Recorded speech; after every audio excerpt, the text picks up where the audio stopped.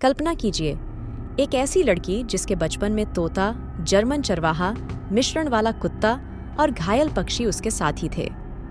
नमस्ते दोस्तों, आज हम बात करेंगे जूलियन कोएप्के नामक एक अद्भुत महिला के बारे में, जिन्हें जंगल की बेटी के नाम से भी जाना जाता है। 10 अक्टूबर 1954 लीमा, पेरू में जन्मी जूलियन कोएप्के एक साधारण लड़की नहीं थी, बल्कि प्रसिद्ध जीव विज्ञानी डॉक्टर जूली कोएप्के थीं। उनके माता पिता दोनों ही जर्मन वैज्ञानिक थे, जो पेरू के अमेजनन वर्षावन में रहते थे और वहां पंगवाना नाम का अनुसंधान केंद्र चलाते थे। अनुसंधान केंद्र में जूली ने प्रकृति के साथ अटूट रिश्ता विकसित किया। जंगल उनके शिक्षक बने, जहां उन्होंने वनस्पतियों और जीवों के बारे में अनगिनत ज्ञान प्राप्त किया। जूलियन मानती हैं कि उन्होंने जंगल के स्कूल में शिक्षा ग्रहण की। जूलियन बचपन से ही प्रकृति के करीब थीं और उन्होंने जंगल में रहने के अनेक गुर सीखे थे। जब जूलियन 14 साल की थी, तब जूलियन अपने माता पिता के साथ मिलकर अमेजनन वर्षावन में पंगवाना अनुसंधान केंद्र की स्थापना में शामिल हुईं। यहाँ उन्होंने न केवल जंगली जानवरों के बारे में जाना, बल्कि खतरनाक परिस्थितियों में जीवित रहने के कौशल भी विकसित किए। 24 दिसंबर 1971 का दिन जूलियन के जीवन में एक भयानक मोड़ बन गया। 17 साल की जूलियन कोएप्के के लिए 24 दिसंबर 1971 का दिन क्रिसमस की खुशियों से भरा था। वह अपनी मां के साथ लीमा से पुकाल्पा, पेरू जा रही थीं। 19F सीट उनकी पसंदीदा थी। खिड़की से बाहर का नज़ारा मनमोहक था। लेकिन तभी उड़ान के 20 मिनट भी नहीं बीते थे जब अचानक आसमान काली बादलों से भर गया। शांत उड़ान अशांत हवाओं में बदल गई। विमान हिलने डुलने लगा। यात्रियों में डर का माहौल बन गया। बैग, लपेटे हुए उपहार और कपड़े ओवरहेड लॉकर से गिरते हैं। सैंडविच ट्रे हवा में उड़ती हैं और आधे अधूरे पीने के गिलास यात्रियों के सिर पर गिर जाते हैं। लोग चिल्लाते और रोते हैं। जूलियन को विमान के पंख पर सफ़ेद रोशनी की एक बड़ी चमक देखी ऐसा लग रहा था कि विमान टूट गया है। तभी अन्य यात्रियों की चीखें और इंजन की तेज़ गड़गड़ाहट गायब हो गईं। जूलियन खुद को खुली हवा में पाती है। विमान जिसमें वो सवार थी उसे छोड़कर चला गया था। जूलियन बेहोश हो जाती है। जब वो होश में आती है तो वो सीट बेल्ट से लटकी हुई होती है, सिर के बल। हवा की सरसराहट ही एकमात्र आवाज़ है जो वो सुन सकती है। फिर से वो बेहोश हो जाती है और कुछ याद नहीं रहता। दूसरे दिन जूलियन को होश आता है और उसे पता चलता है कि वो एक हवाई दुर्घटना में बच गई है। विमान ज़मीन से 2 मील ऊपर टुकड़ों में टूट गया था। वो अपनी माँ को बुलाने के लिए चिल्लाती है, लेकिन जंगल की आवाज़ों के अलावा कुछ नहीं सुन पाती। वो बिल्कुल अकेली है। उसकी कॉलर बोन टूट गई है और पैरों पर गहरे घाव हैं, लेकिन चोटें गंभीर नहीं हैं। बाद में उसे पता चलता है कि उसके घुटने का लिगामेंट भी टूट गया है। फिर भी वो चलने में सक्षम है। वो खुद को अमेजनन के जंगल के बीचों बीच पाती है, बिल्कुल अकेली। जूलियन का पहला काम अपनी माँ को ढूंढना था। वो जंगल में आगे बढ़ती है, उम्मीद में कि वो अपनी माँ को ढूंढ लेगी। चलते हुए उसे कैंडी का एक पैकेट मिलता है, जो शायद विमान से गिर गया होगा। वो कैंडी खाती है, जो उसे ऊर्जा देती है। जूलियन, जो अपने माता पिता के साथ उनके अनुसंधान केंद्र में 1.5 साल बिता चुकी थी, एक विमान दुर्घटना में जंगल में खो जाती है। दुर्घटना से पहले वह केवल 30 मील दूर थी। जंगल के बारे में जूलियन की धारणाएं गलत थीं। उसने सीखा था कि यह हरा भरा नरक नहीं है, जैसा कि दुनिया अक्सर सोचती है। विमान मलबे की तलाश में हेलीकॉप्टर ऊपर उड़ रहे थे, लेकिन घने जंगल के कारण जूलियन को कोई नहीं देख पाता था। बिना आस्तीन की मिनी पोशाक और सफ़ेद सैंडल पहने जूलियन घायल और एक जूता खो चुकी थी। अपनी कम दृष्टि के कारण जूलियन ने ज़मीन का परीक्षण करने के लिए अपने बचे हुए जूते का इस्तेमाल किया, क्योंकि सांप सूखे पत्तों की तरह छिपे हो सकते हैं। वह धीरे धीरे आगे बढ़ी, एक छोटे नाले में चली गई और पानी में चलने का फैसला किया, क्योंकि उसे पता था कि यह अधिक सुरक्षित था। उसके पिता ने उसे चेतावनी दी थी कि पिरान्हा केवल उथले पानी में खतरनाक होते हैं, इसलिए वह बीच धारा में तैरती रही, इस उम्मीद में कि वह अन्य बचे लोगों से मिलेगी। लगातार बारिश के कारण आग जलाना असंभव था और किसी भी पेड़ पर फल नहीं थे।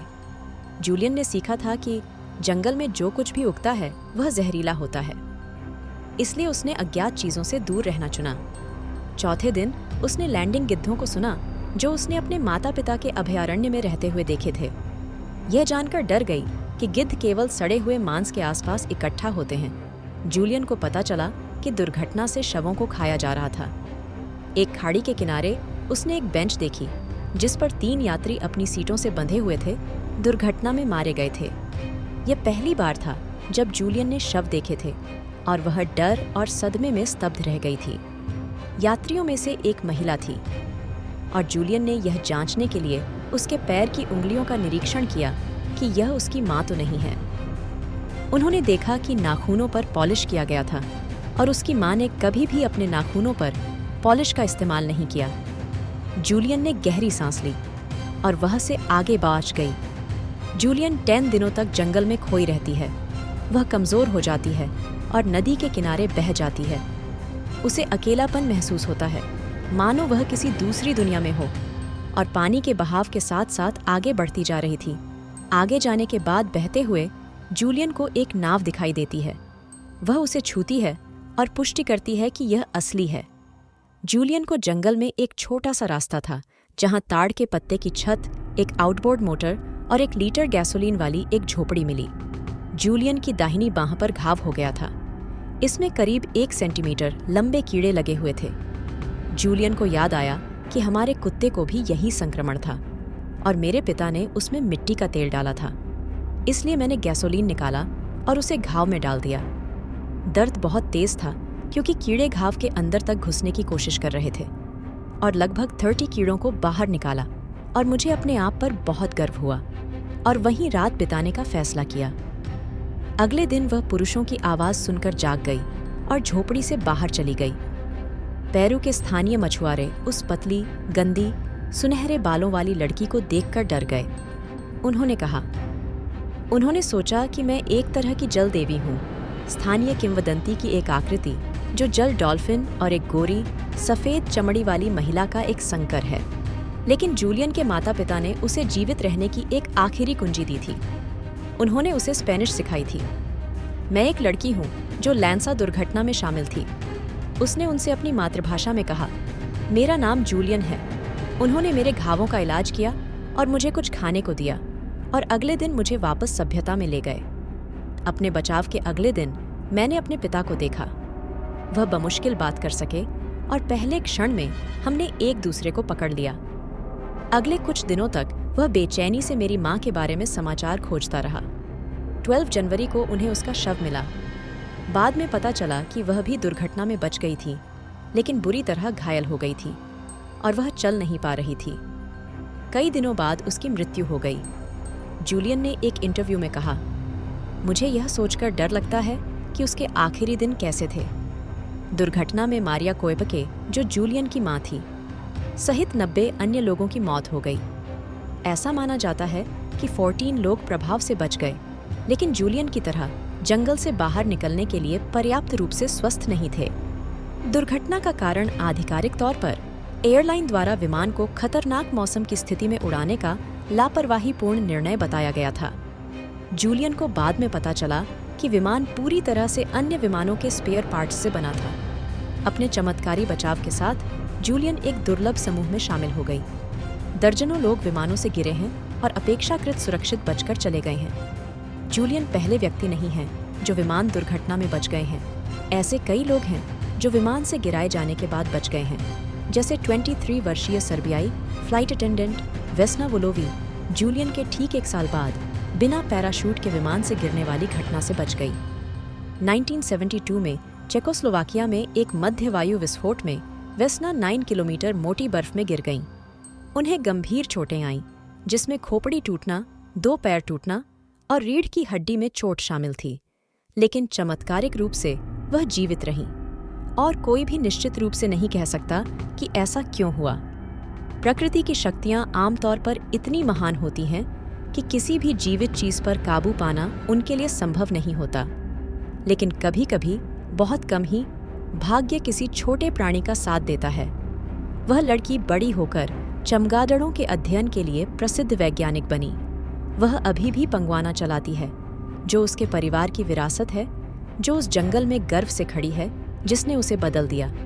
उन्होंने कहा, जंगल मेरा उतना ही हिस्सा है जितना मेरे पति के लिए मेरा प्यार।